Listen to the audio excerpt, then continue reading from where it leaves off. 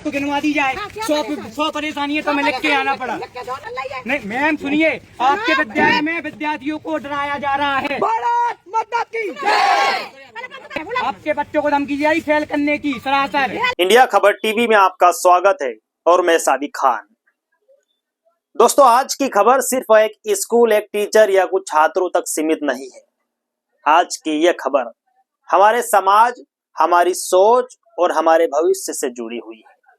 पढ़ने लिखने की उम्र में अगर हाथ में किताब की जगह नारे हो, अगर जुबान में तमीज की जगह तलखी हो, और अगर सवाल पूछने का तरीका ही गलत हो जाए तो सवाल सिर्फ सिस्टम पर नहीं, पूरी पीढ़ी पर खड़े हो जाते हैं। दोस्तों, एक मामला सामने आया है खरसापुर के एक विद्यालय का, जहां स्कूल की प्राचार्य पर छात्रों को फेल करने के आरोप लगाए। दोस्तों, आरोप लगाना कोई गुनाह नहीं है, लेकिन आरोप लगाने का जो तरीका है आज पूरे समाज को सोचने पर मजबूर कर रहा है।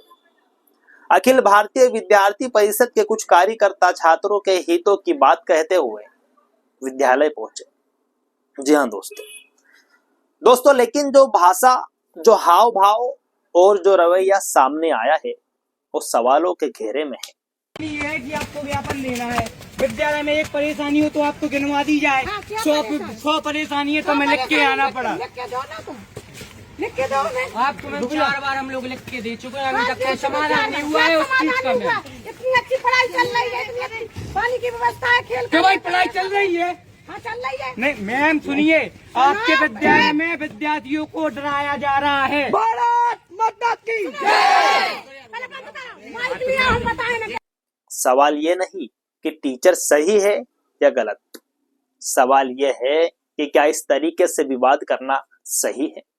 क्या अभद्र भाषा में बात करके डराना, चमकाना इनडायरेक्टली क्या सही है?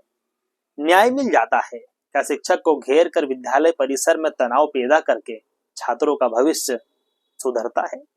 बताएं दोस्तों, वीडियो में साफ दिखाई देता है छात्र नहीं बल्कि गुस्से से भरे युवा, संवाद नहीं बल्कि टकराव, संविधान की बात नहीं संस्कारों की कमी, और यही सबसे बड़ी चिंता है। दोस्तों, जो खुद बोलने की भाषा नहीं जानते वो शिक्षा की बात कर रहे हैं, जो खुद अनुशासन में फेल है वो दूसरों को पास कराने चले हैं। दोस्तों, आज अगर यही भाषा विद्यालय में चलेगी तो कल यही भाषा समाज में जहर घोलेगी, जहर घोलने का काम करेगी। क्या डराया जा रहा है? बोला। आपके बच्चों को धमकी दी जा रही फेल करने की सरासर। फेल करने की धमकी दी जा रही है। सुनो, ऐसे नहीं होता है सर, ज्ञापन दो, फोटो लो। नहीं ऐसे नहीं होता है। तो ऐसे बोलने सर बोलने की तुम्हें जब हमको मत सिखाइए। आपको शिक्षक जो विद्यार्थियों के द्वारा बच्चा कर रहे हैं उनको सिखाइए। विद्यार्थी आप लोग धमकी देते हैं विद्यार्थी को, वो नहीं आएंगे सामने। हम खड़े, मैं भी छात्र की टीम कर रहा हूँ, करेगा बेटा ठीक है बेटा सुनो भैया हमारा कहने का मतलब ये है। आप एक काम करिए सर, सुनिए, आप एक काम करिए, अब यहाँ DU महोदय आएंगे तब हम भारत माता की जय, भारत माता की जय, जिंदाबाद जिंदाबाद जिंदाबाद, विद्यार्थी परिषद। यहाँ एक और गंभीर सवाल उठता है मेरे दोस्त, क्या इन युवाओं को खुद समझ है या फिर किसी और के इशारे पर चल रहे हैं? क्या नाबालिग बच्चों को आगे करके राजनीति की रोटियां सेकी जा रही है? क्या छात्र हित के नाम पर अपने एजेंडे पूरे किए जा रहे हैं? दोस्तों, बड़ा मंथन करने का समय है, और यही पर जिम्मेदारी आती है उन लोगों की जो पर्दे के पीछे बैठे हैं।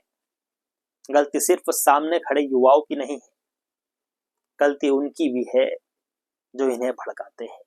ये वास्तविकता है दोस्तों, जो इन्हें सिखाते हैं, इन्हें भड़काते हैं। आवाज ऊंची होगी तो बात सही मानी जाएगी। अरे साहब, पहले इन्हें शिक्षित तो बनाइए। अभी ये खुद 16, 17, 18 साल के हैं, पहले इन्हें शिक्षित बनाइए। बदतमीजी का फर्क इनको समझाइए। बाबा साहेब अंबेडकर ने कहा था, शिक्षा शेरनी का दूध है, जो पिएगा वही दहाड़ेगा। तो भैया पीना पड़ेगा उसके लिए, फिर दहाड़ो। लेकिन दहाड़ और दादागिरी में फर्क होता है, संघर्ष और अराजकता में फर्क होता है। दोस्तों, आज समाज को यह तय करना होगा, हमें पढ़े लिखे युवा चाहिए या सिर्फ उग्र भीड़? हमें सवाल करने वाले छात्र चाहिए या तोड़ फोड़ करने वाले चेहरे? अगर आज हमने इस भाषा को सही मान लिया, अगर आज इस भाषा को हमने फॉलो किया, इसको सही मान के चले और इस भाषाओं पर अगर निर्णय होने चले, तो कल यही भाषा हमारे घरों तक पहुंचेगी, हमारे बच्चों की सोच बन जाएगी।